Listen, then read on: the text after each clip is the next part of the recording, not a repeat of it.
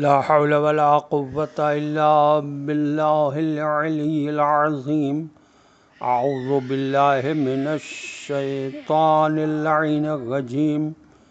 بسم الله الرحمن الرحيم.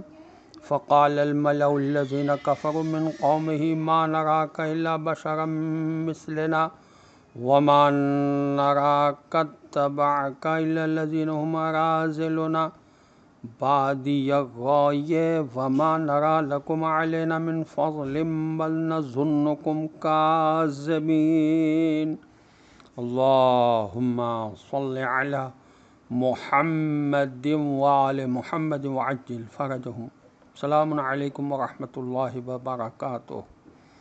سورہ مبارکہ ہود کی آیت نمبر 27 کی تلاوت کا شرف میں نے حاصل کیا، جس کا ترجمہ یہ ہے کہ اس قوم کے بڑے بڑے آدمیوں نے جو حق کے منکر تھے کہنے لگے ہماری نگاہ میں تو آپ اس کے سوا کچھ بھی نہیں ہو کہ آپ صرف ہم جیسے ایک انسان ہو۔ یہ رسول سے انہوں نے کہا، اور ہم یہ بھی دیکھ رہے ہیں کہ ہماری قوم میں سے بس ان لوگوں نے ہی آپ کی پیروی اختیار کر لی ہے جو بہت ہی معمولی، بالکل ذلیل اور پست طبقے کے لوگ ہیں، اور وہ بھی بے سوچے سمجھے سرسری رائے سے روا روی میں، اور ہم تو لوگوں میں اپنے مقابلے میں کوئی فضیلت یا برتری نہیں دیکھتے، بلکہ ہم تو تمہیں معاذ اللہ بالکل جھوٹا سمجھتے ہیں۔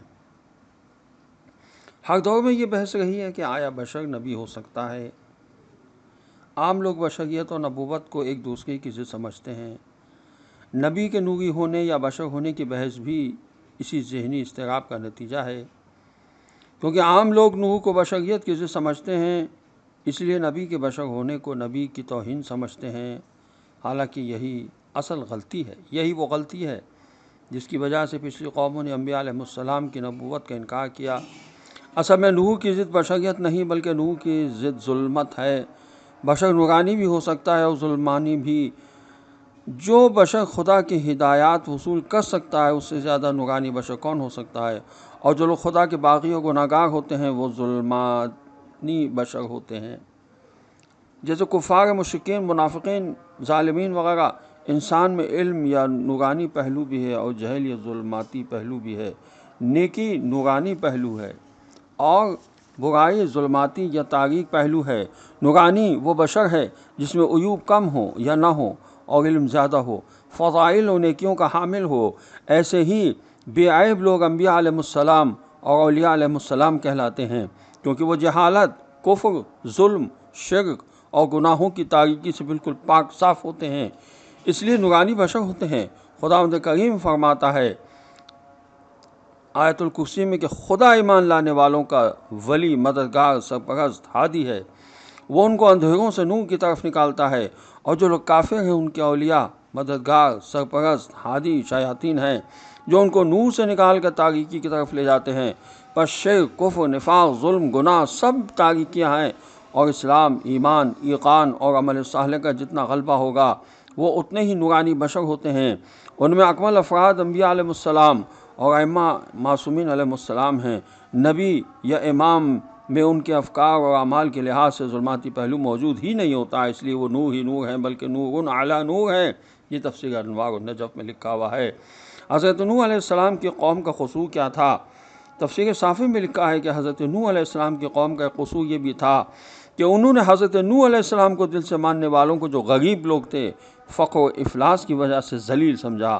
حضرت نوح علیہ السلام کے ساتھ ان کی نورانیت کا بھی انکار کیا، کیونکہ ان جاہلوں کے نزدیک دنیا کے ساز و سامان کے سوا کوئی چیز کوئی اہمیت نہ رکھتی تھی۔ تمام حقیقی اقدار کو وہ نہ جانتے تھے اور نہ مانتے تھے۔ آج کے دور جاہلیت کی طرح جس کے پاس دنیا کی دولت ہوتی تھی اسی کو شریف و بڑا آدمی مانتے تھے، اور جس کے پاس دنیا کا ساز و سامان نہ ہوتا تھا اس کو ذلیل سمجھتے تھے۔ گویا وہ تمام فقراء و مساکین کو غزیل گردانتے تھے، اسی لیے حق کو سمجھنے کی توفیق سے محروم رہے۔ اسی لیے کافروں کے کہنے کا مطلب یہ تھا کہ یہ جو تم مسلمان یہ کہتے ہو کہ ہم پر خدا کا فضل و کرم ہے، تو اس کی کوئی علامت تو ہمیں نظر نہیں آتی۔ خدا کا اگر کوئی فضل ہے تو ہم پر ہے کہ ہمارے پاس مال و دولت، عزت و اولاد، نوکر چاکر، سواریاں وغیرہ موجود ہیں۔ دنیا ہماری سرداری کو مان رہی ہے۔ تم ٹٹ پونجے لوگ آخر ہم سے کس چیز میں بڑھے ہوئے ہو کہ تمہیں خدا کا چہیتا سمجھا جائے؟ یہ تفہیم القرآن میں لکھا تھا اور لکھا ہے، جس کو میں نے پڑھ دیا۔ محققین نے آیت سے یہ نتیجہ نکالا کہ پیغمبروں علیہ السلام و مصلحین کی مخالفت قوم کے بڑے لوگوں سے شروع ہوتی ہے، کیونکہ انبیاء علیہ السلام کی تعلیمات سے اکابرین کے مفادات مجروح ہوتے ہیں۔ والسلام علیکم ورحمۃ اللہ وبرکاتہ۔